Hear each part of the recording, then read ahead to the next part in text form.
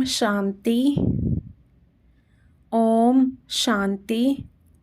8 नवंबर 2023 आज के बाबा के महावाक्य। आज बाबा ने कहा, मीठे बच्चे, देह सहित यह सब कुछ खत्म होने वाला है, इसलिए तुम्हें पुरानी दुनिया के समाचार सुनने की दरकार नहीं। तुम बाप और वर्षे को याद करो। प्रश्न, श्रीमत के लिए गायन कौन सा है? श्रीमत पर चलने वालों की निशानी सुनाओ। उत्तर, श्रीमत के लिए गायन है। जो खिलाएंगे, जो पहनाएंगे, जहाँ बिठाएंगे वही करेंगे। श्रीमत पर चलने वाले बच्चे बाप की हर आज्ञा का पालन करते हैं। उनसे सदा श्रेष्ठ कर्म होते हैं। वे कभी श्रीमत में अपनी मनमत मिक्स नहीं करते। उनमें राइट और रोंग की समझ होती है। गीत बनवारी रे। ओम शांति। यह गीत किसका है? बच्चों का। कोई गीत ऐसे भी होते हैं जिसमें बाप बच्चों को समझाते हैं, लेकिन इस गीत में बच्चे कहते हैं कि बाबा, अब तो हम समझ गए। दुनिया को तो पता नहीं कि कैसी यह झूठी दुनिया है, झूठे बंधन हैं। यहाँ सब दुखी हैं, तब तो ईश्वर को याद करते हैं।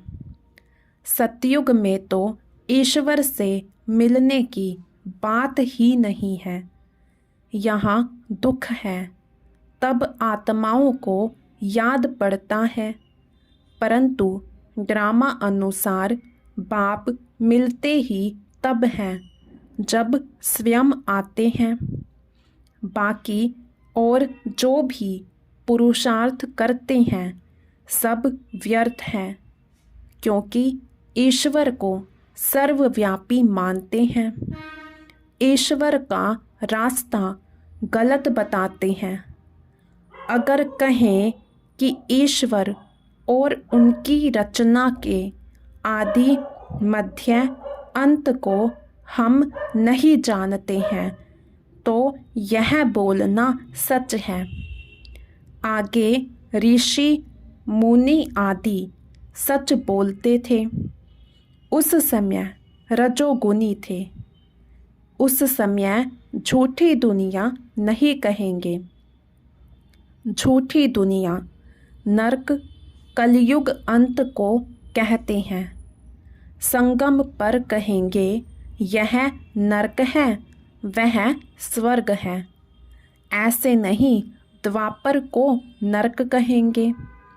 उस समय फिर भी रजो प्रधान बुद्धि है, अभी है तमो प्रधान। तो हेल और हेवन संगम पर लिखेंगे। आज हेल है, कल हेवन होगा। यह भी बाप आकर समझाते हैं। दुनिया नहीं जानती कि इस समय कलयुग का अंत है। सब अपना अपना हिसाब किताब चुकतो कर अंत में सतो प्रधान बनते हैं। फिर सतो रजो तमो में आना ही है। जिनका 1-2 जन्म का पार्ट है, वह भी सतो रजो तमो में आते हैं। उन्हों का पार्ट ही थोड़ा है। इसमें बड़ी समझ चाहिए। दुनिया में तो अनेक मत वाले मनुष्य हैं। सबकी एक मत तो नहीं होती। हर एक का अपना अपना धर्म है। मत अपनी अपनी है। बाप का ऑक्यूपेशन अलग है। हरेक आत्मा का अलग हैं, धर्म भी अलग हैं, तो उनके लिए समझानी भी अलग चाहिए। नाम, रूप, देश, काल सबका अलग है। देखने में आता है यह फलाने का धर्म है। हिंदू धर्म में तो सब कहते हैं, परंतु उनमें भी सब भिन्न भिन्न हैं। कोई आर्य समाजी, कोई सन्यासी, कोई ब्रह्मा समाजी। सन्यासी आदि जो भी हैं सबको हिंदू धर्म में मानते हैं। हम लिखें कि हम ब्राह्मण धर्म के हैं अथवा देवता धर्म के हैं, तो भी वे हिंदू में लगा देते हैं, क्योंकि और कोई सेक्शन तो उन्हों के पास है ही नहीं। तो हरेक का फार्म अलग अलग होने से मालूम पड़ जाएगा। और कोई धर्म वाला होगा तो इन बातों को मानेगा नहीं, फिर उनको इकट्ठा समझाना मुश्किल है। वे तो समझेंगे कि यह तो अपने धर्म की महिमा करते हैं, इनमें द्वैत है। समझाने वाले बच्चे भी नंबरवार हैं। सब एक समान तो हैं नहीं, इसलिए महारथियों को बुलाते हैं। बाबा ने समझाया है, मुझे याद करो, मेरी श्रीमत पर चलो। इसमें प्रेरणा आदि की कोई बात नहीं। अगर प्रेरणा से काम हो तो फिर बाप के आने की दरकार ही नहीं। शिव बाबा तो यहाँ है, तो उनको प्रेरणा की क्या दरकार है। यह तो बाप की मत पर चलना होता है, प्रेरणा की बात नहीं। कोई कोई संदेशियाँ संदेश ले आती हैं, उसमें भी बहुत मिक्स हो जाता है। संदेशी तो सब एक जैसी है नहीं, माया का बहुत इंटरफेयर होता है। दूसरी संदेशी से वेरीफाई कराना होता है। कई तो कह देते हैं हमारे में बाबा आते हैं, मम्मा आती हैं, फिर अपना अलग सेंटर खोल बैठते हैं। माया की प्रवेशता हो जाती है। यह बड़ी समझने की बात है। बच्चों को बहुत सेंसिबल बनना चाहिए। जो सर्विस एबल बच्चे हैं वही इन बातों को समझ सकते हैं। जो श्रीमत पर नहीं चलते वह इन बातों को नहीं समझेंगे। श्रीमत के लिए गायन है कि आप जो खिलाएंगे, जो पहनाएंगे, जहाँ बिठाएंगे वह करेंगे। ऐसे कोई तो बाप की मत पर चलते हैं, कोई फिर दूसरों की मत के प्रभाव में आ जाते हैं। कोई वस्तु नहीं मिली, कोई बात पसंद नहीं आई तो झट बिगड़ पड़ते हैं। सब थोड़े ही एक जैसे सपूत बच्चे हो सकते हैं। दुनिया में तो ढेर की ढेर मत वाले हैं। अजामिल जैसी पाप आत्माएं, गणिकाएं बहुत हैं। यह भी समझाना पड़ता है कि ईश्वर सर्वव्यापी कहना रोंग है। सर्वव्यापी तो 5 विकार हैं, इसलिए बाप कहते हैं यह आसुरी दुनिया है। सतयुग में 5 विकार होते नहीं। कहते हैं शास्त्रों में यह बात ऐसे है, परंतु शास्त्र तो सब मनुष्यों ने बनाए हैं। तो मनुष्य ऊंच हुए या शास्त्र? ज़रूर सुनाने वाले ऊंच ठहरे ना। लिखने वाले तो हैं मनुष्य। व्यास ने लिखा, वह भी मनुष्य था ना।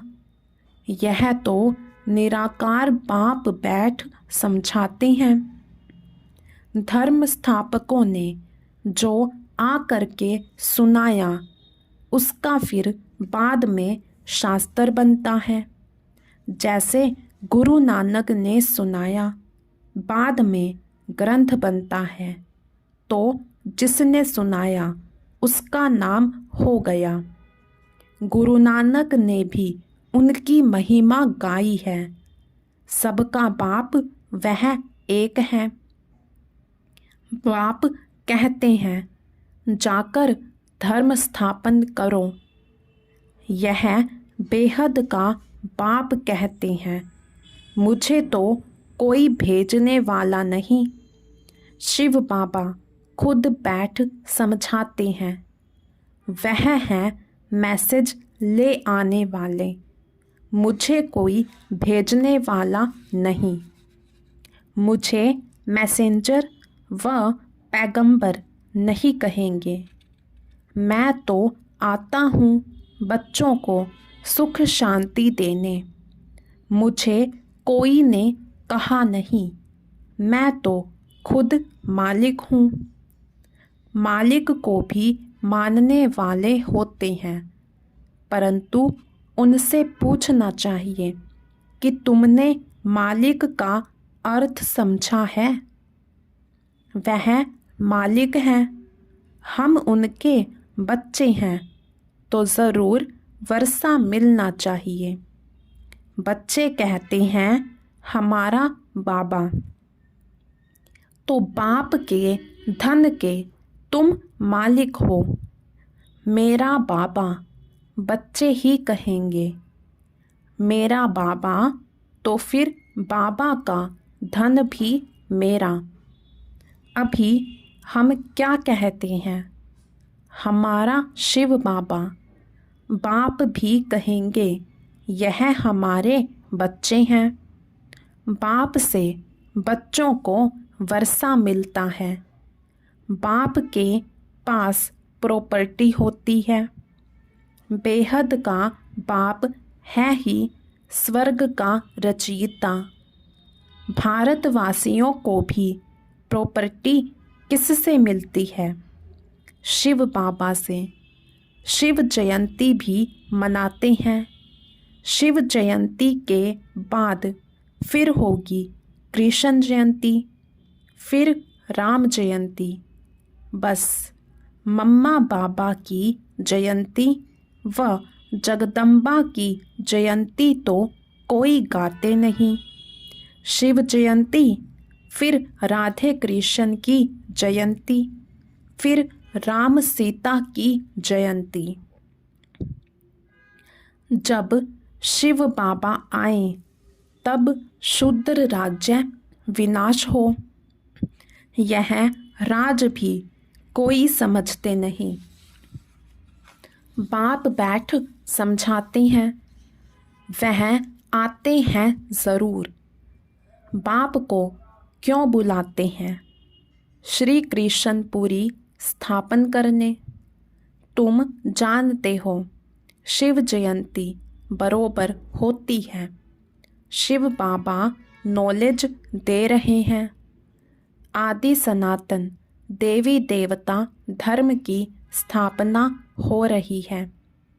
शिव जयंती है बड़े ते बड़ी जयंती। फिर है ब्रह्मा विष्णु शंकर। अब प्रजापिता ब्रह्मा तो मनुष्य सृष्टि में है। फिर रचना में मुख्य है लक्ष्मी नारायण। तो शिव है मात पिता। फिर मात पिता ब्रह्मा और जगत अम्बा भी आ जाते हैं। यह समझने और धारण करने की बातें हैं। पहले पहले समझाना है। बाप परमपिता परमात्मा आते हैं पतितों को पावन करने। वह नाम रूप से न्यारा हो तो उनकी जयंती कैसे हो सकती। गॉड को फादर कहा जाता। फादर को तो सब मानते हैं। निराकार है ही आत्मा और परमात्मा।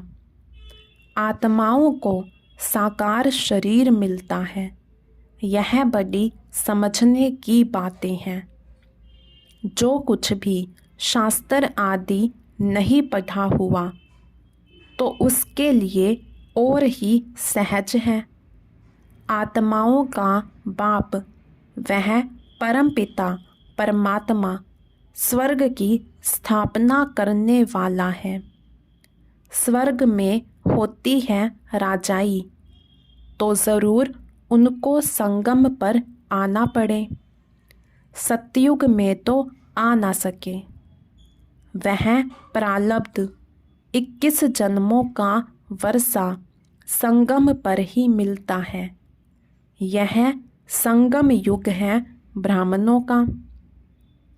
ब्राह्मण है चोटी। फिर है देवताओं का युग। हरेक युग 1250 वर्ष का है। अभी 3 धर्म स्थापन होते हैं। ब्राह्मण, देवता, क्षत्रिय। क्योंकि फिर आधा कल्प कोई धर्म नहीं होता। सूर्यवंशी चंद्रवंशी पूज्य थे, फिर पुजारी बन जाते हैं। वह ब्राह्मण तो किस्म किस्म के होते हैं। अभी तुम अच्छे कर्म कर रहे हो जो फिर सतयुग में प्रालब्ध पाओगे। बाप अच्छे कर्म सिखलाते हैं। तुम जानते हो हम श्रीमत पर जैसे कर्म करेंगे औरों को आप समान बनाएंगे तो उसकी प्रालब्ध मिलेगी। अभी सारी राजधानी स्थापन होती है। आदि सनातन देवी देवता धर्म की राजधानी होती है। यह है प्रजा का प्रजा पर राज्य। पंचायती राज है। अनेक पंच हैं। नहीं तो 5 पंच होते हैं। यहाँ तो सब पंच ही पंच हैं। सो भी आज हैं, कल नहीं। आज मिनिस्टर हैं, कल उनको उतार देते हैं। एग्रीमेंट कर फिर कैंसल कर देते हैं। यह है अल्पकाल का क्षणभंगुर राज्य। किसी को भी उतारने में देरी नहीं करते हैं। कितनी बड़ी दुनिया है। अखबारों से कुछ ना कुछ पता पड़ता है। इतने सब अखबार तो कोई पढ़ नहीं सकता। हमको इस दुनिया के समाचार की दरकार ही नहीं।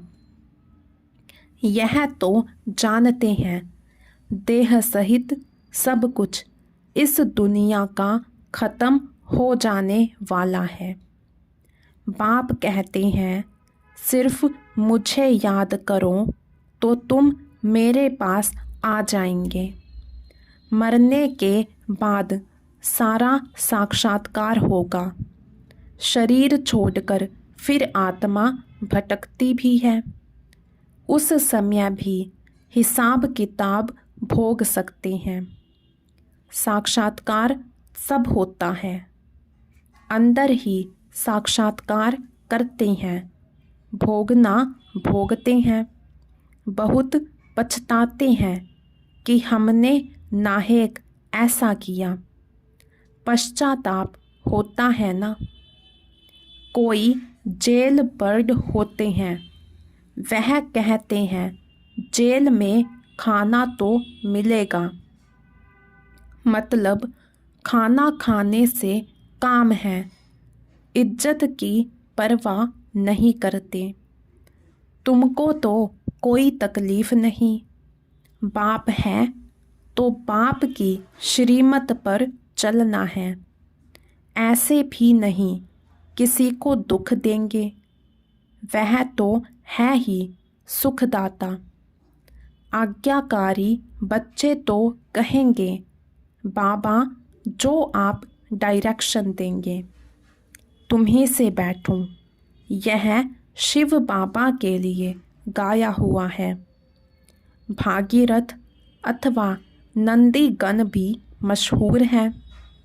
लिखा हुआ है ना, माताओं के सिर पर कलश रखा, तो वह फिर गऊ दिखाते हैं। क्या क्या बातें बना दी हैं।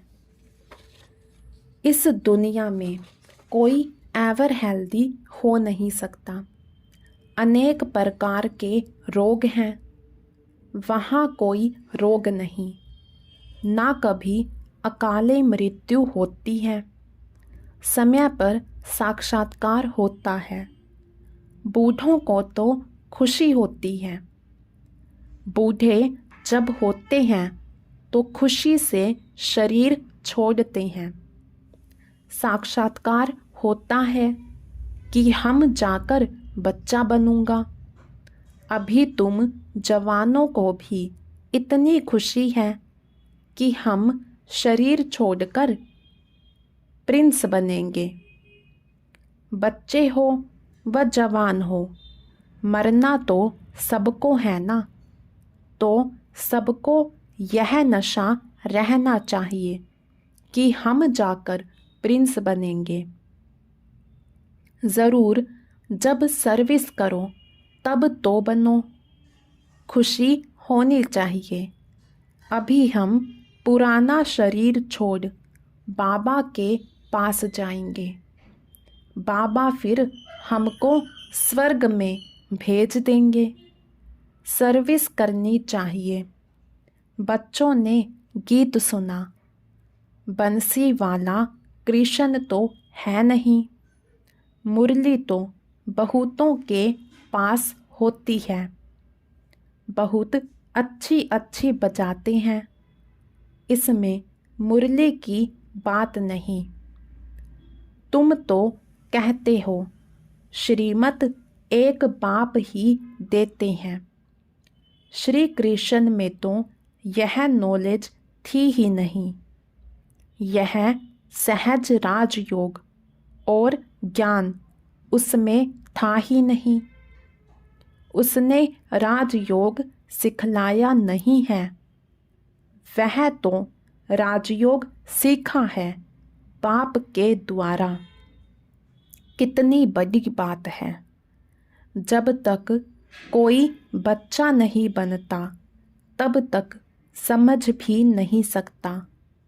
और इसमें फिर श्रीमत पर चलने की बात है। अपनी मत पर चलने से थोड़े ही ऊंच पद पा सकेंगे। बाप को जो जानते हैं वह बाप का परिचय औरों को भी देंगे। बाप और रचना का परिचय देना है। किसको बाप का परिचय नहीं देते तो गोया खुद जानते नहीं। अपने को नशा चढ़ा हुआ है तो औरों को भी चढ़ाना है। अच्छा, मीठे मीठे सिक्के लधे बच्चों प्रति माता पिता बाप दादा का याद प्यार और गुड मॉर्निंग। रूहानी बाप की रूहानी बच्चों को नमस्ते। धारणा के लिए मुख्य सार। श्रीमत पर सदा श्रेष्ठ कर्म करने हैं। दूसरों की मत के प्रभाव में नहीं आना है। सपूत बन हर आज्ञा का पालन करना है। जो बात समझ में नहीं आती है उसे वेरीफाई ज़रूर कराना है। सदा इसी नशे व खुशी में रहना है कि हम यह पुराना शरीर छोड़ प्रिंस बनेंगे। नशे में रह ईश्वरीय सेवा करनी है। वरदान। निंदक को भी अपना मित्र समझ सम्मान देने वाले ब्रह्मा बाप समान मास्टर रचयिता भव। निंदक को भी अपना मित्र समझ सम्मान देने वाले ब्रह्मा बाप समान भव, मास्टर रचयिता भव। जैसे ब्रह्मा बाप ने स्वयं को विश्व सेवाधारी समझ हर एक को सम्मान दिया, सदा मालेकम सलाम किया, ऐसे कभी नहीं सोचा कि कोई सम्मान देवे तो मैं दूं। निंदक को भी अपना मित्र समझकर सम्मान दिया, ऐसे फॉलो फादर करो। सिर्फ सम्मान देने वाले को अपना नहीं समझो, लेकिन गाली देने वाले को भी अपना समझ सम्मान दो, क्योंकि सारी दुनिया ही आपका परिवार है। सर्व आत्माओं के तना आप ब्राह्मण हो, इसलिए स्वयं को मास्टर रचयिता समझ सबको सम्मान दो, तब देवता बनेंगे। स्लोगन। माया को सदा के लिए विदाई देने वाले ही बाप की बधाइयों के पात्र बनते हैं। माया को सदा के लिए विदाई देने वाले ही बाप की बधाइयों के पात्र बनते हैं। अच्छा, ओम शांति।